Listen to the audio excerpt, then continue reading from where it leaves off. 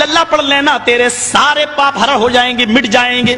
یہی تو اللہ کے نبی نے کہا تھا ان الاسلام یہدم ما کان قبلہ، اسلام لے آؤ۔ اسلام کب لایا جاتا ہے؟ جب کلمہ پڑھا جاتا ہے۔ ما کان قبلہ، جتنے بھی گناہ تم نے کیے ہیں سارے کے سارے گناہ معاف ہو جائیں گے۔ جو کلمہ تم پڑھتے ہو وہی تو وہ بھی پڑھتے ہیں، فرق اتنا ہے۔ دلیل کیا ہے؟ تم کھڑی مورتی کی پوجا کر رہے ہو، وہ پڑی مورتی، ایک پڑی مورتی کی ایک کھڑی مورتی کی۔ یہ شنکر بھگوان کی مورتی ہے، یہ بڑے پیر صاحب کا یا نظام الدین اولیاء کا مزار ہے، یہ احمد رضا خان کا مزار ہے۔ یہ کھڑی مورتی ہے، یہ پڑی ہے۔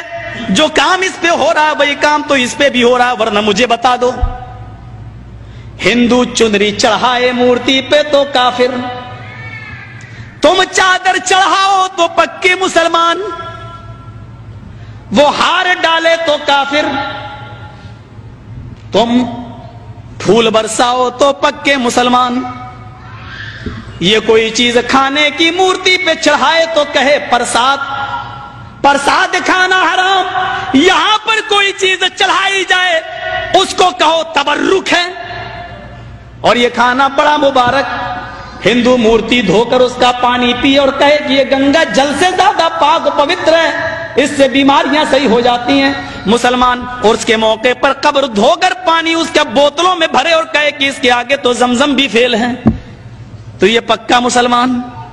جو کام اس پہ ہو رہا ہے وہی کام تو اس پہ ہو رہا ہے۔ اور آج میں فتویٰ دینے کا آدمی نہیں ہوں، لیکن آج جذبات میں ہوں، میں یہ فتویٰ دے کے چلا جاتا ہوں۔ میرے پیارے ساتھیوں، اللہ کی قسم، اگر بھارت کے اور پاکستان کے، ہندوستان اور پاکستان کے، ہندوستان کا یہ 20 کروڑ مسلمان اور پاکستان کا وہ 15 کروڑ 10 کروڑ مسلمان، اگر یہ چادر چڑھانے کے بعد، چنری چڑھانے کے بعد، تبرک کھانے کے بعد اگر یہ جنت کے اندر چلا گیا تو کعبے کے رب کی قسم کھا کے کہتا ہوں کہ بھارت کا 60 کروڑ ہندو بھی ایک ایک کر کے جنت میں چلا جائے گا۔